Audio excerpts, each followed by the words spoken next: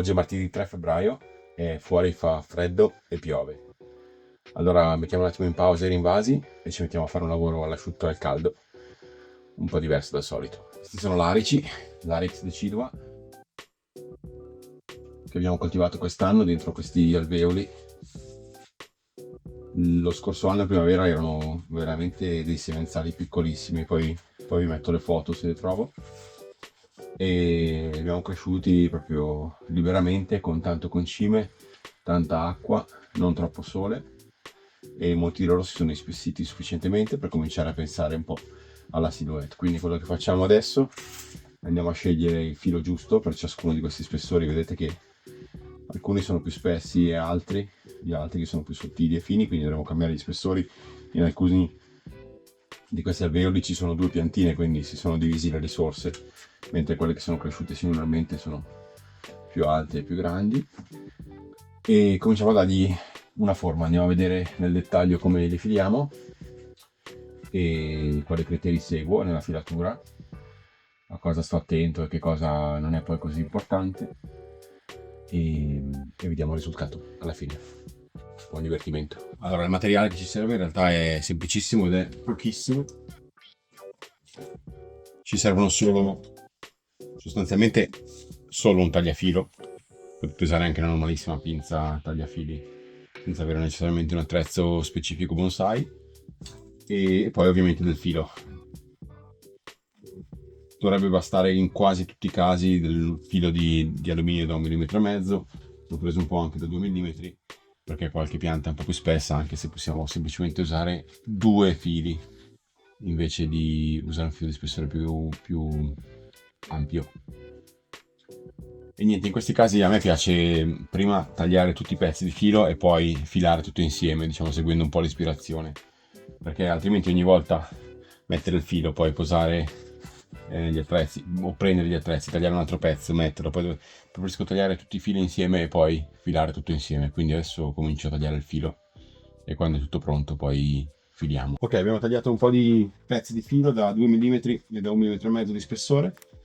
E adesso cominciamo a filare. Non basteranno questi pezzi di metallo, dovremo poi metterne altri, ma insomma iniziamo con la filatura. Allora, come detto, questi sono larici che hanno sostanzialmente 2 anni e quindi sono estremamente flessibili. In generale l'arice è molto flessibile, ma chiaramente quando sono così giovani possiamo davvero sbizzarrirci e fare quello che vogliamo.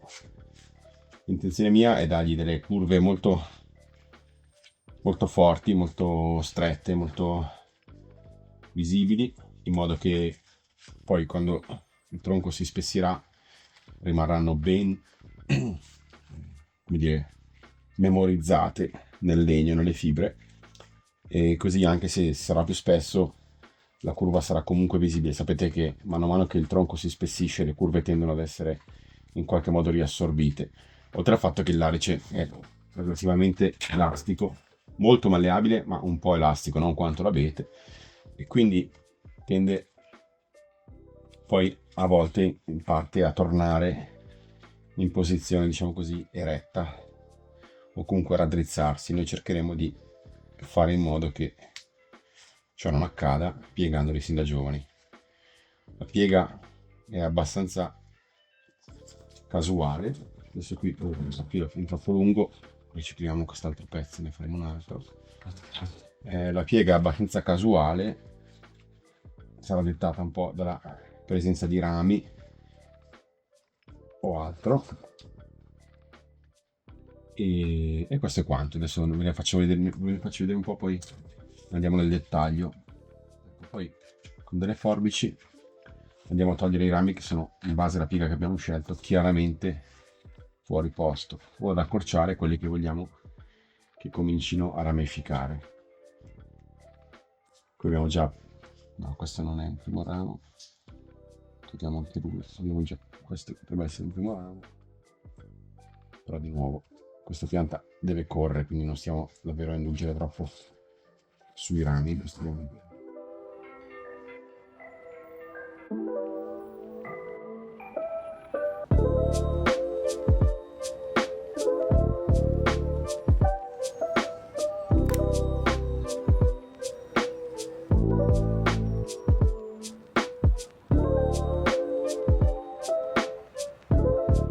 Allora, proviamo a vedere insieme cosa stiamo facendo esattamente. Prendiamo ad esempio questa piantina, anzi prendiamo questa, così la potete vedere bene, non mi ci metto davanti.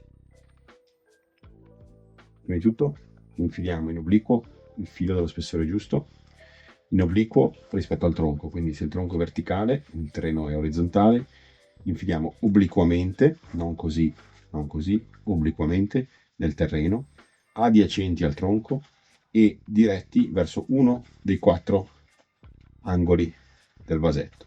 Se il vaso è rotondo va bene qualunque direzione. In questo caso vado verso uno spigolo perché andrò a infilare la punta del filo esattamente nello spigolo, in modo che non abbia più modo di ruotare. Scusi per lo faccio perché non si è infilato bene.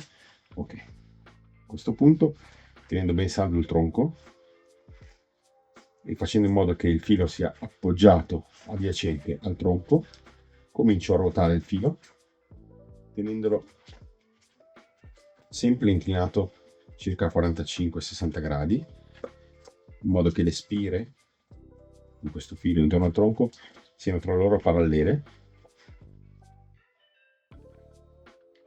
e giro cercando per quanto possibile di non incrociare i rami. In alcuni casi sarò costretto a cambiare leggermente l'inclinazione delle spire proprio per evitare di incrociarmi con i rami. Allo stesso modo cerco di incrociare i rami del futuro, ovvero queste piccole gemme che siamo all'inizio febbraio, tra poco più di un mese, anzi forse meno, dipenderà dal tempo, si apriranno e diventeranno appunto i nuovi rami. Continuo a filare, fatto questo punto di vista, fino in cima, come vedete è filato fino in cima. A questo punto, partendo dalla base, tenendo ben saldo il tronco e la spira, comincio a piegare.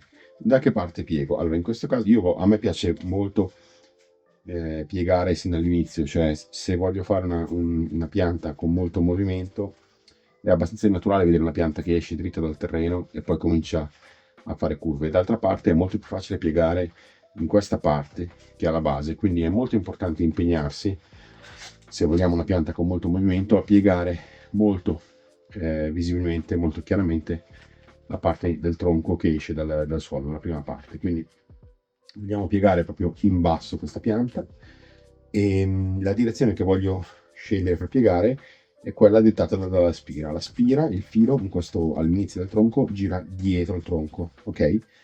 Quindi il filo protegge la parte posteriore del tronco da una spaccatura e allora io posso piegare in questa direzione. Se piegassi in questa direzione, questa parte del tronco sarebbe destinata a rompersi o comunque rischierebbe di rompersi. In questo modo invece, piegando in questa direzione e leggermente seguendo il senso della spira, il senso orario della spira, antiorario scusate, della spira, vedete che la spira esterna protegge, abbraccia, fa il giro esterno al tronco, in questo modo evita rotture. Continuo a piegare e vedete che a questo punto ho già trasformato in un ramo, in un tronco orizzontale quello che prima era in verticale, quindi ho già fatto una piega importante. Insisto perché vedo che è molto saldo nel terreno, poi a questo punto posso risalire. Vedete che sebbene le pieghe siano più o meno intense, più o meno ampie, cerco sempre di mantenere lo stesso senso delle pieghe, non faccio pieghe in questo senso, che diciamo le posso fare, ma in generale non devo esagerare, perché cambiare senso da una parte dà un senso di naturalezza, perché in qualche modo, ecco l'ho appena fatto, vedete in questo momento la piega è diventata oraria, ma soprattutto se cambio la direzione da orario a antiorario della mia filatura e vado contro quello che è il filo della mia piegatura, scusate, vado contro quella che è la direzione della filatura, il filo tende ad allentarsi e quindi ho meno presa, mentre se invece ruoto la pianta nello stesso senso con cui l'ho filata, il filo tende a stringere sul tronco e ad aderire meglio. Ok? Questo è un movimento davvero esagerato, ma ha il suo perché a mio parere, forse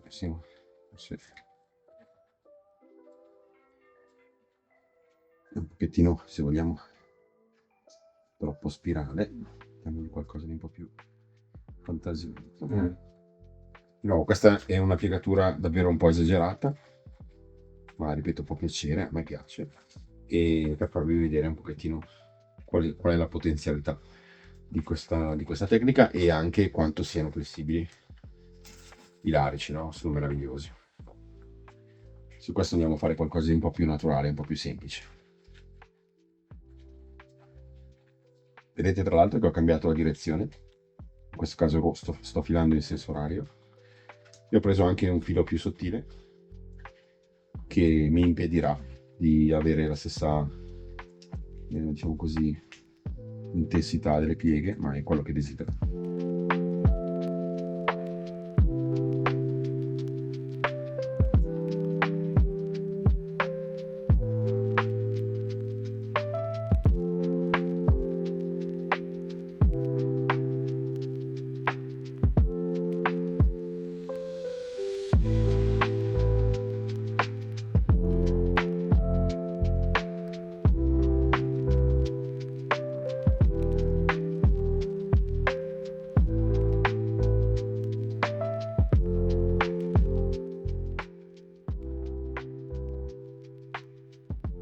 Qui abbiamo un altro esempio interessante. Abbiamo due tronchi, due piantine.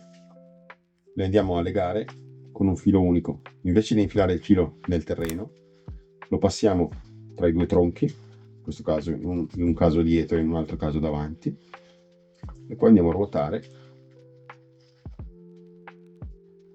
infilare insieme ad accoppiare questi due tronchi. Questo è, diciamo così, l'applicazione dello stesso principio che avete sentito nominare sui tronchi, no?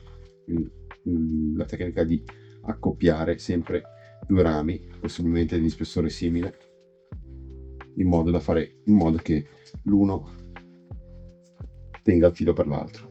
Allo stesso modo questi due tronchi sono trattati come due rami e si sorreggono a vicenda nella filatura.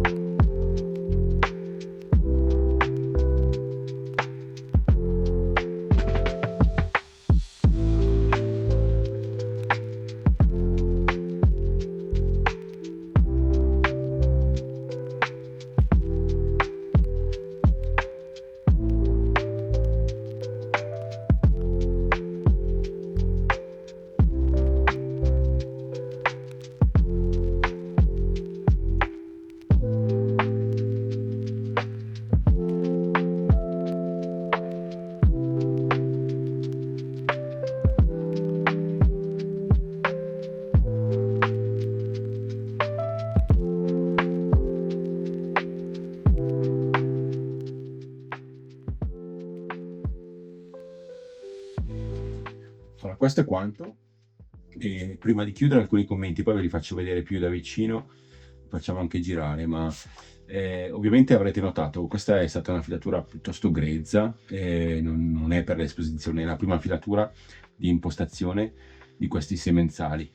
Lo scopo è appunto dare movimento in qualsiasi direzione, poi dopo, quando il movimento sarà, diciamo così, permanente nel tronco, ci occuperemo di scegliere i rami, di fare potature, di provocare, di produrre nuova ramificazione. Si lavorerà molto più di forbice, ma io trovo che nella fase iniziale proprio di coltivazione delle piante, una filatura anche appunto grezza, casuale, senza troppo pensarci sopra, è qualcosa che poi nel tempo paga.